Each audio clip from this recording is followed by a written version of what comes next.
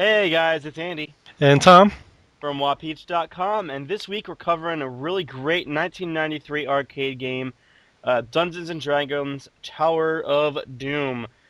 Tom, did you play this for very long, and how did you feel about it? I was a huge fan of this. I can't even tell you how many quarters of mine this game sucked up just because I wanted to keep going and see, what happened, what I could do, what paths you could choose. Just a fantastic arcade title. One of the best in my opinion.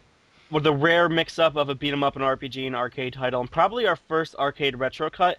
I think the cool thing about this was that it had those RPG elements you were gaining experience, but it was very quick. Hmm. It wasn't like a traditional RPG, so you didn't, even though you couldn't save your progress, it was still a lot of fun. The music's fantastic. The graphics are remarkably detailed for its time, 1993.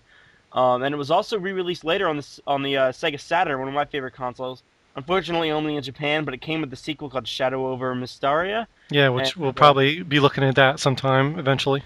yeah, and I really love the Sega Saturn. I wish more games like this came out on it in America. But Hmm. I just think that this is a really fun game, and there's no reason in my mind why it shouldn't be released as a Xbox Live arcade title or a PS3 arcade title. I think that would be really cool. I would love to play it. Totally. I mean, it's four-player co-op, and the classes are pretty, well different. That it's fun for to. All right, okay, now I'm gonna go through it with the cleric and see what that's It's not like. like the difference just between the Turtles and Ninja Turtles. Right.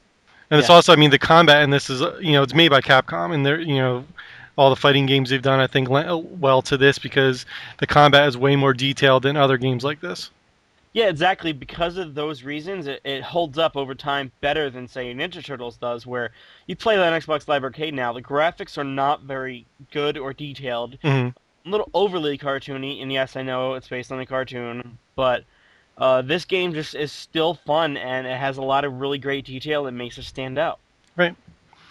What other games did these guys do in terms of in this style? Any, or was it just this Dungeons and Dragons game? No, they did Aliens vs Predator, Captain Commando. They had quite a few really cool arcade beat 'em ups, and like I said, theirs usually were like a step above the normal stuff because the combat was just a lot more in depth. That's really cool because Konami came out with things like X-Men, and it was good, but again, even standing up in today's comparison to games from its own time, it Hmm. doesn't age well. Whereas this from '93 is still a really fun, beautiful, playable game. Right. What it all boils down to is those games are pretty much jump, attack, and then you press jump and attack together. Yeah, You get like a super move. overly repetitive. But this one's you can block. You got different items you can use. You have like an inventory of items you can collect. There's stores in between levels.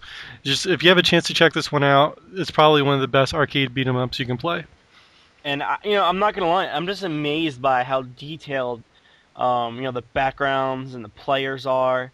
It's a beautiful, genuinely beautiful game with a really good color palette. Hmm. All right, hey guys, head over to wapeach.com. The game is ending, but if you go over there, we do several video series, a podcast, and we have a blog post a day. And we also do a lot of stuff with our friends from Elder Geek now, so check them out as well. And take care. All right, guys, see ya.